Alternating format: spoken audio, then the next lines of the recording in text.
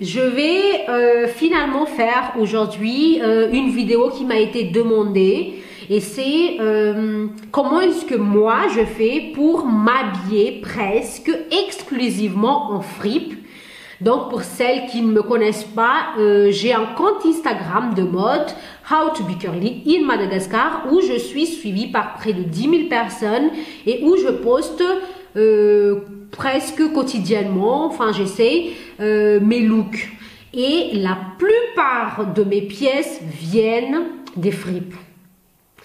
Et parce qu'on me dit souvent, oui, nous on va au fripes et on trouve rien, mais toi apparemment tu arrives à trouver et des pièces tendance et tout. Comment est-ce que toi tu fais? Alors, premièrement, il y a deux choses que j'aimerais vous dire sur moi qui contribuent énormément sur le fait que je trouve toujours les pièces que je veux, en tout cas en fripe. La première, c'est que ça fait 12 ans que je le fais, donc je suis très expérimentée dans l'art d'aller faire les fripes, tout simplement. Et quand on fait quelque chose aussi longtemps, quand même, on devient bon, tout simplement. Et deux, c'est que je suis une passionnée de mode. Et donc, je consomme énormément de contenu mode. C'est-à-dire qu'en fait, vivre avec moi, c'est être à table, manger avec une vidéo YouTube d'un haul d'une influenceuse ou d'un lookbook ou de la dernière défilé de mode de Balmain ou de n'importe quel créateur. Donc, pour vous dire que sans prétention, je suis quand même très informée sur la tendance, sur les pièces que les influenceuses chopent, sur les pièces qu'elles mettent en avant, sur les pièces que les créateurs ont présenté dans leur dernière défilé de mode. Donc, ce sont ces deux choses vraiment, moi en tout cas, je trouve qui m'aident à trouver les pièces, je dirais, tendance en fripe. Après, ne désespérez pas, j'ai quand même quelques techniques que je pourrais vous partager et j'espère que, en tout cas, qu'elles vous seront utiles aujourd'hui. Alors, premièrement, je pense que les gens, quand ils vont aux fripes, ont tendance à penser comme ça. Ils voient la quantité de vêtements qu'ils doivent voir et ils se disent, voilà ce que je vais faire. Je vais les faire 5 minutes à chaque vendeur et essayer de trouver les pièces et peut-être que comme ça, je vais trouver des pièces intéressantes. Faux. En fripe, il vaut mieux s'attarder sur un ou deux, même 3 vendeurs au lieu de dédier comme ça 5 minutes de votre temps chez tout le monde. C'est pas comme ça que vous trouvez des bonnes pièces en fripe. Vaut mieux rester sur le même vendeur. Vous restez là, vous faites comme si vous êtes chez vous, asseyez-vous carrément et regardez les pièces une à une. Et là, vous allez me dire, mais comment est-ce que moi je fais? Alors maintenant, comment est-ce que je choisis le vendeur chez qui je vais m'arrêter? Comment est-ce que Parce que si tu viens au fripe et que tu t'arrêtes au premier vendeur, ta tête, elle va te harceler en te disant, si toi tu restes là, mais tu ne sais pas ce qui se passe un peu plus loin. Peut-être qu'un peu plus loin, il y a des pièces intéressantes. Peut-être que là-bas, tu vas trouver finalement cette pièce. Peut-être qu'il y a un bal de manteaux en fourrure un peu plus loin. Et toi qui cherches des manteaux en fourrure depuis très longtemps, parce qu'en fripe, tu ne sais jamais sur quoi tu vas tomber.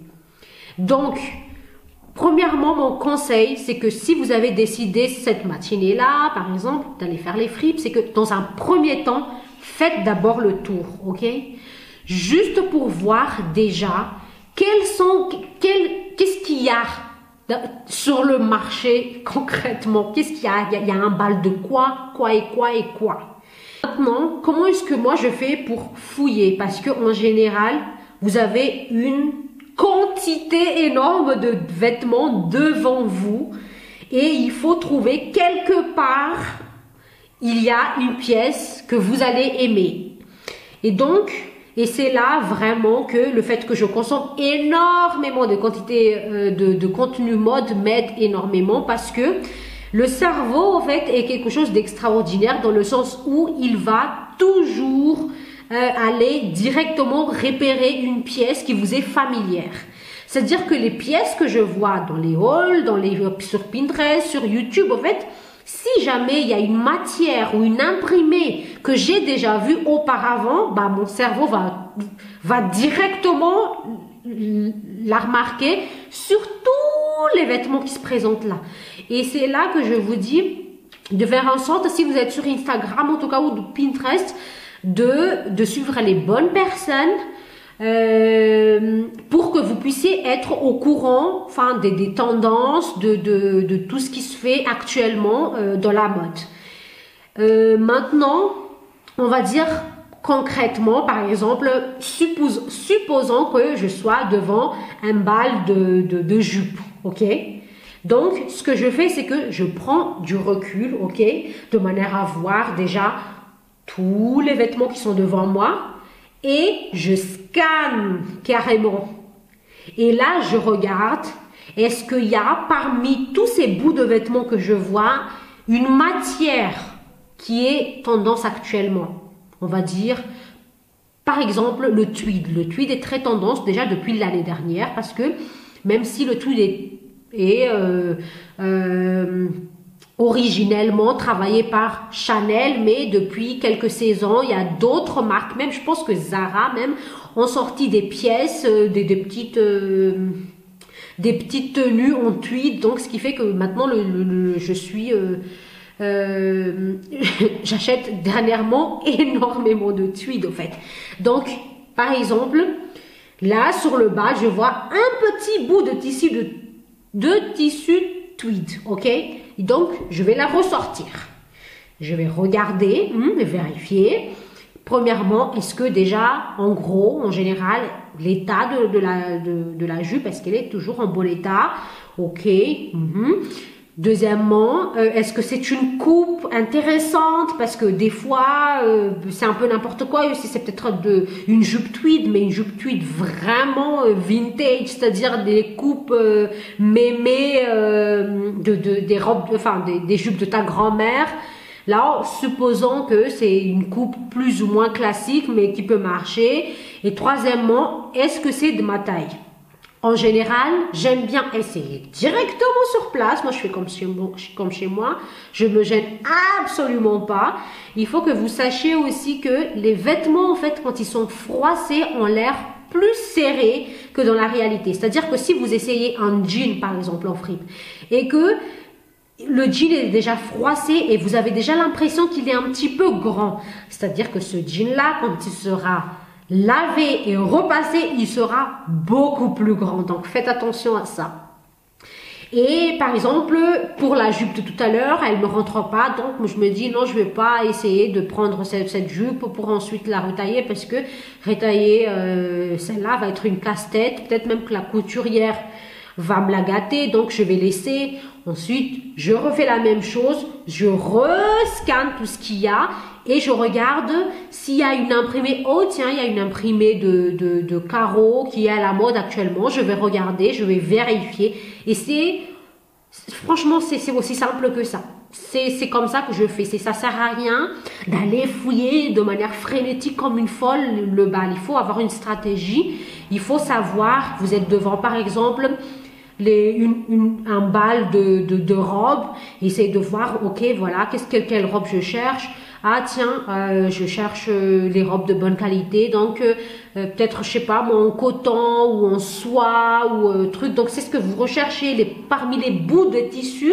Est-ce qu'il y a un tissu qui vous interpelle? Est-ce qu'il y a un tissu actuellement qui est à la mode, qui est tendance, où il y a une imprimée peut-être? Et donc, franchement, c'est tout. J'ai fini la vidéo, c'est tout. Sinon, pour quelques techniques, non, pas techniques, mais on me demande souvent si les coins où je vais, franchement, ce n'est pas pertinent dans le sens où on ne trouve jamais de toute façon les mêmes pièces 2 fois parce que ça change constamment. C'est pas comme dans les magasins, vous pouvez trouver ça en taille, en différentes tailles, quelque chose comme ça. Donc moi, ça dépend vraiment des périodes.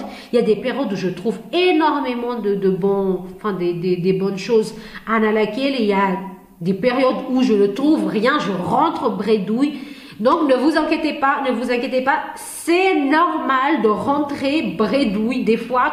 Tout simplement, il n'y a rien d'intéressant, c'est pas grave. Et moi, je vais à Anna Lakel et Issoud principalement parce que j'habite dans les parages. C'est pas parce que c'est les meilleurs, les meilleurs coins pour les fripes. Vous pouvez en trouver ailleurs. Et par contre, pour les chaussures, j'aime bien.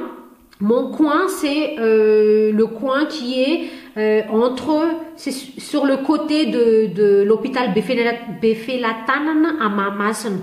C'est sur le côté de l'arrêt de Timbazaz, l'arrêt du bus pour aller à Timbazaz, et sur le côté de l'hôpital de Befelatanen. Je pense que si vous y allez, c'est assez facile à trouver. Et pour Issoud aussi, j'aime bien ce coin. Si vous arrivez de Issourak, au fait, depuis le rond-point, vous descendez, et à un moment, il y a le canal d'Ossal, là, et vous tournez à gauche, et normalement vous voyez les pauvres bêtes qui sont vendues là, des petits chatons qui sont en train de torturer, hein.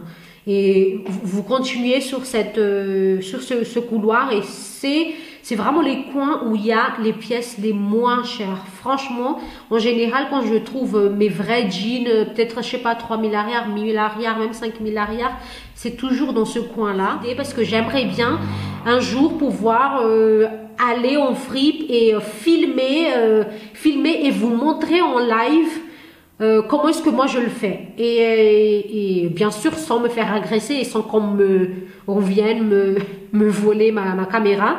Donc si vous avez une idée de comment c'est que ça pourrait se faire, dites-le moi en commentaire et je vous montrerai. C'est la fin de cette vidéo. Si vous avez d'autres questions, n'hésitez pas à me les poser dans les commentaires. Et voilà, je vous dis à bientôt pour une prochaine vidéo. Et voilà, à plus!